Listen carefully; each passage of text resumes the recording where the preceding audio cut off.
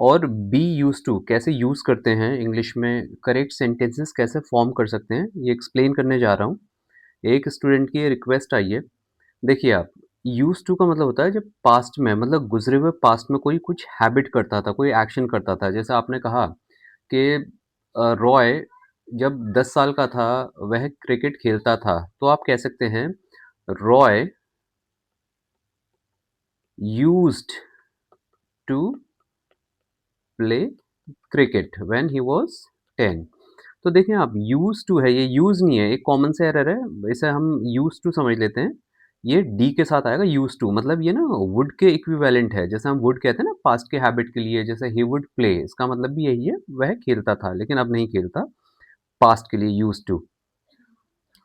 अब दूसरी चीज़ आप देखें, मतलब ये पास्ट की हैबिट्स के लिए तो आपने यूज़्ड टू कह लिया, कुछ भी हैबिट के साथ, जैसे अब किसी को कोई ख़राब आदत थी कि वो पहले कभी नशा वग़ैरह करता था, जैसे he used to drink, okay, लेकिन अब नहीं करता, वो हो गई गुज़रे हुए वक़्त की बात। अब देखें हम गेट यूज्ड टू कैसे यूज़ करते हैं।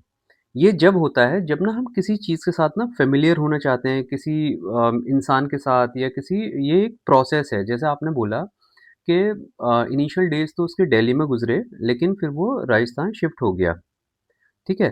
तो अब उसे क्या हुआ, दिक्कत हुई वहाँ के वेदर को अडैप्ट करने के लिए, कि वहाँ पर ज़्यादा गर्मी थी। तो आप कह सकते हो he took some time to get used to the weather.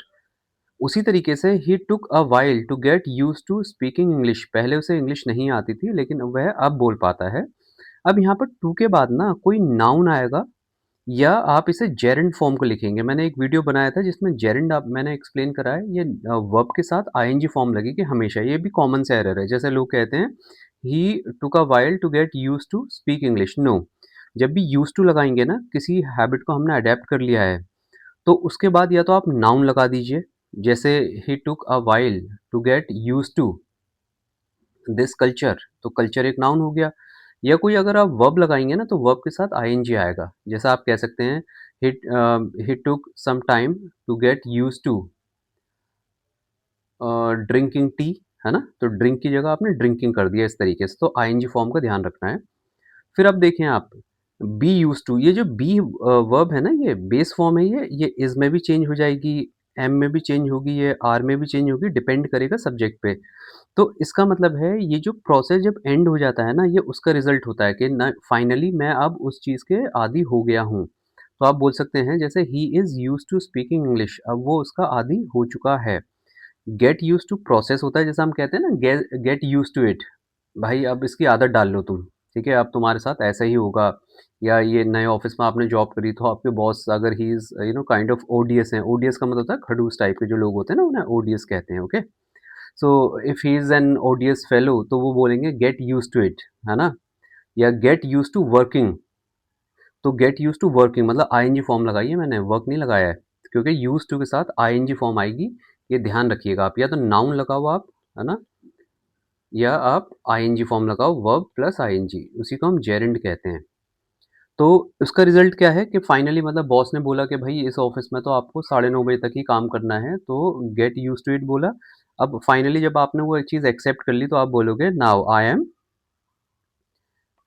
M used to working late. तो देखिए फिर से, ये चीज़ नोटिस करने वाली है कि टू के बाद मैंने आईएनजी फॉर्म लगाई है। तो ये 3 चीज़ें मैंने आपको बता दी। पास्ट टेंस के लिए अगर आप गुज़रे हुए वक़्त के लिए किसी की हैबिट्स को बताएँगे, तो यूज्ड टू लगाना कि वह मेरे घर आता था। He used to come, okay? He used to come, है ना? कहीं भी आप लगा लीजिए, मेरे घर या खेलने आता था, जो भी है, यूज्ड टू, यूएसईडी। अब एक बड़ा कॉमन एरर है कि बच्चे अगर कोई क्रिकेट खेलने जाता है, तो वो कहता है I used to play cricket, जबकि ये ठीक नहीं है। आप सिंपली कहिए I go to play cricket या आई प्ले क्रिकेट, वो सिंपल प्रेजेंट टेंस है, तो इसका ना सिंपल प्रेजेंट टेंस से इसका कोई रिलेशन है नहीं। सो गेट यूज्ड टू क्या हो जाएगा, एक प्रोसेस हो जाएगा। जैसा मान लीजिए कोई दिल्ली में है, अब वो गुजरात चला गया, ठीक है? अब उसे गुजराती समझने में थोड़ा टाइम लगा, तो आप बोल सकते हैं कि he took some time to get used to speaking Gujarati. उसी तरीके से कुछ भी इंग्लिश हो गया। फिर जो बी यूज्ड टू आप लगाना, वो लगेगा जब ये प्रोसेस पूरा ना गेट यूज्ड टू वाला कंप्लीट हो चुका है, नहीं फाइनली वो अब सेटल हो गया है। Now he is used to waking up early मतलब सुबह जल्दी उठ जाता है वो। ठीक है, थैंक यू। अगर आपको कोई डाउट्स हो, कमेंट्स हो तो आप मुझे बता दीजिएगा। फिर मैं दोबारा से एक्सप्लेन करने की कोशिश करूँगा क्योंकि थोड़ा-सा ये अगर मिक्स अप हो जाती है ना चीज़ें तो it becomes difficult to understand. ठीक है, थैंक यू।